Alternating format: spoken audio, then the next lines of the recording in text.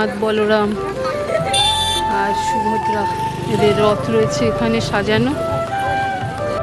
এখন বাজে রাত্রি 7:45। তো 7:45তেও মানুষ এখনো প্রবেশ করছে ভেতরে। মন্দিরের আলো জ্বলে গেছে, বেশ ভালো লাগছে মন্দিরটা দেখতে। আমরা যেহেতু ওয়েস্ট বেঙ্গল ট্যুরিজমের দীঘালি 2তে আছি, তো তাদের ব্যালকনি থেকে কিন্তু এই মন্দিরটা পুরোপুরি দেখা যায়।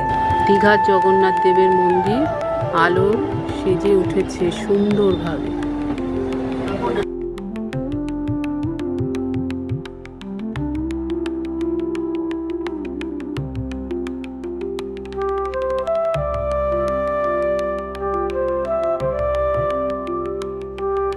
দীঘার জগন্নাথ দেবের প্রবেশ পথ হলো গেট নাম্বার 6। সেখান থেকেই প্রবেশ করবার এখন আপাতত ব্যবস্থা রয়েছে।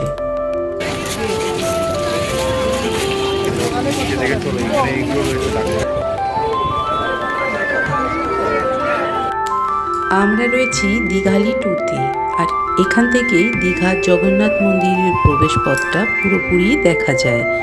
ভেবেছিলাম একটু দেরি করে গেলে বোধহয় ফাঁকা পাকায় ঢুকতেই পারবো, কিন্তু এখানে এসে দেখি মানুষের এতটাই ভিড় যে জুতো রাখবার জায়গা পর্যন্ত খুঁজে পাচ্ছিলাম না। ডালা অর্কিডের যে স্টলগুলো তৈরি হয়েছে সেখানে কিন্তু আপাতত জুতো রাখবার ব্যবস্থা রয়েছে।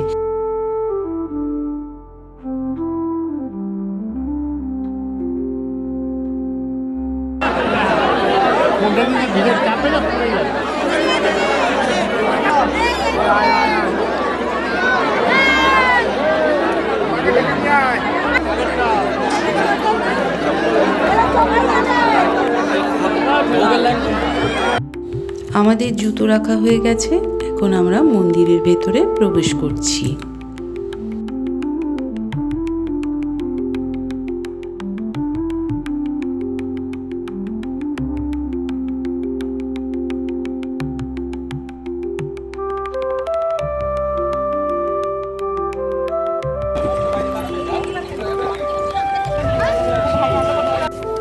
মন্দিরের সিঁড়িতে প্রণাম সেরেই এগোলাম মূল মন্দিরের দিকে।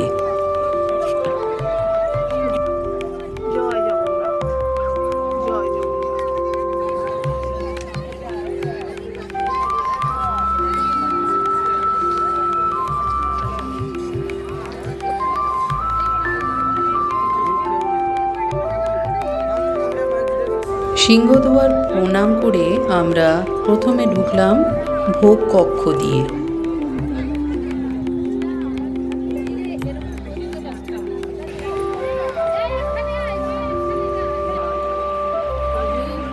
এখানেই জগন্নাথ দেবের উদ্দেশ্যে ভোগ নিবেদন করা হয়।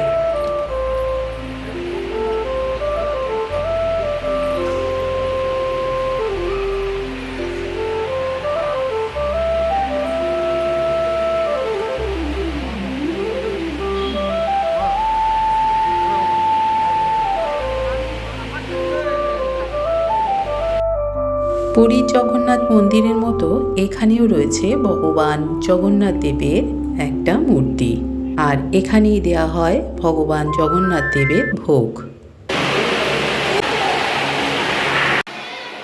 ভোগ কক্ষ থেকে বেরোনোর পর মন্দিরের দুপাশে রয়েছে ছোট ছোট পুকুর।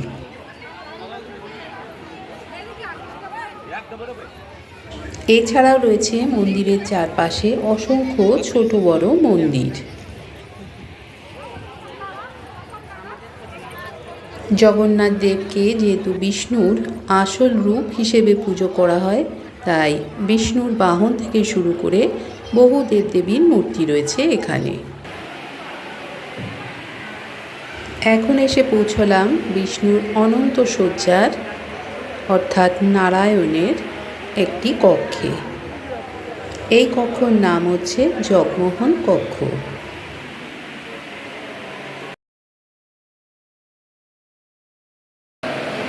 এই কক্ষ থেকে বেরোনোর পর দেখা যাচ্ছে নাট মন্দির। পুরীর জগন্নাথ দেবের মন্দিরের সাথে এই মন্দিরের এখানেই একটু শুধু পার্থক্য দেখতে পেলাম।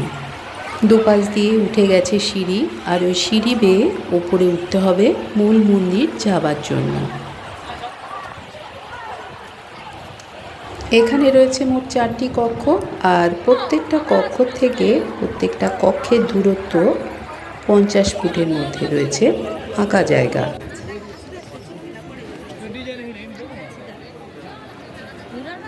এইবার আমরা জগন্নাথ দেবের দর্শন করবার জন্য উঠে পড়ছি। আর দূরে দেখা যাচ্ছে মেঘ ডাকছে, বিদ্যুৎ চমকাচ্ছে, হয়তো বৃষ্টি আসবে, তাই জন্য একটু তাড়াহুড়ো করতে শুরু করলো সবাই।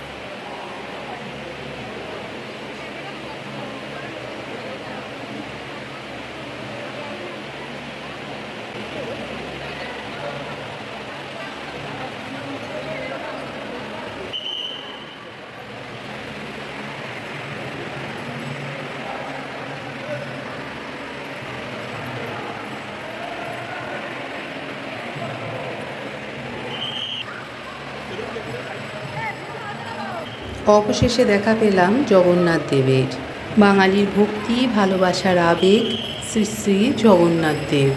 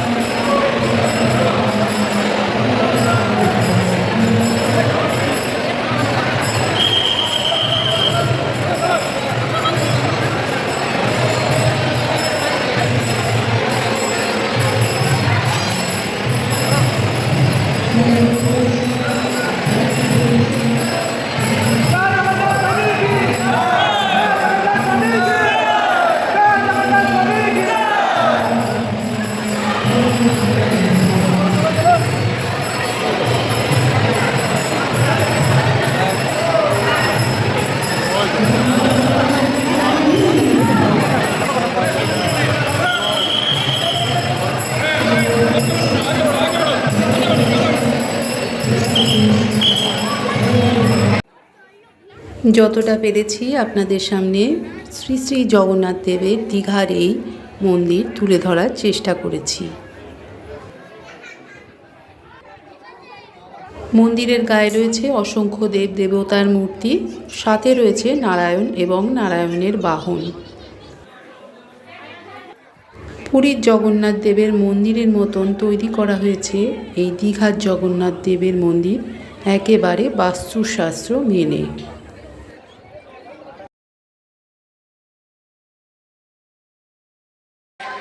শ্রী শ্রী জগন্নাথ ধামের মন্দির দর্শন শেষ। এবার বেরিয়ে যাব মন্দির চত্বর থেকে। মন্দিরে মোট প্রধান 4টি কক্ষ দেখিয়ে দিয়েছি। বেরোনোর পথে রয়েছে দুপাশে সিংহ। চলো।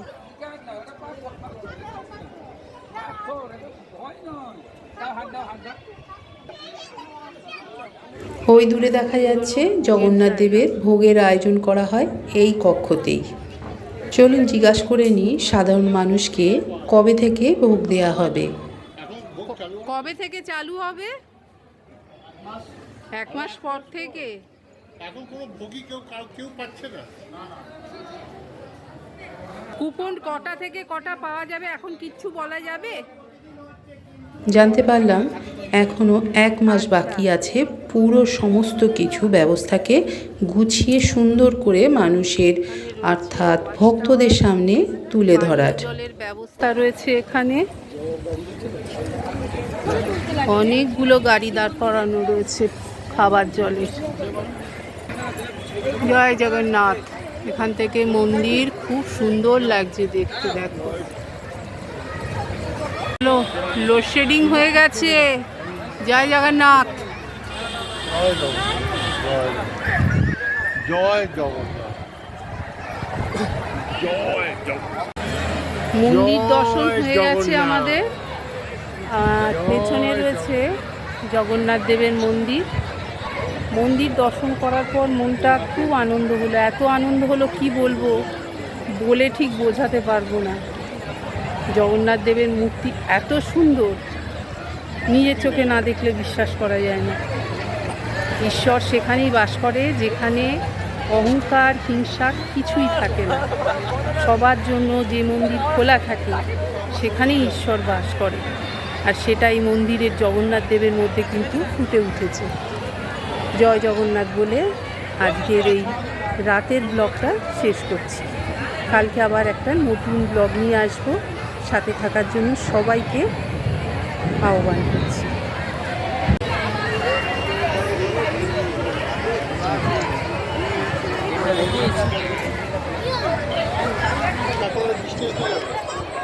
চলো অর্পিতা।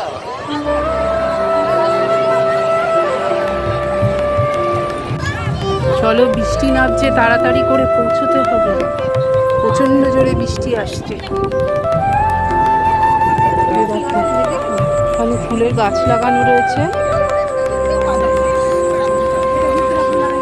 রুদ্রা ফুল আছে।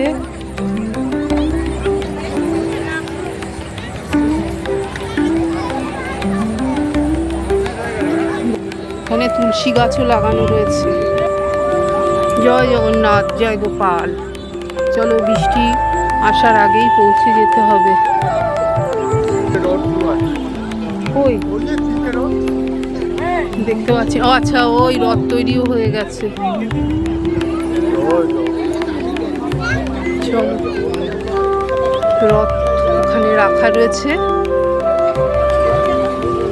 বেশ অনেকটা পথ পেরিয়ে কিন্তু তবেই মন্দিরে প্রবেশ করতে হয়, এবং বেরোনোর পথটাও কিন্তু বেশ অনেকটা। তাই সময় নিয়েই কিন্তু এই মন্দিরে প্রবেশ করতে হবে। বৃষ্টি পড়া শুরু হয়ে গেছে, 2-4 ফোঁটা করে। চলো,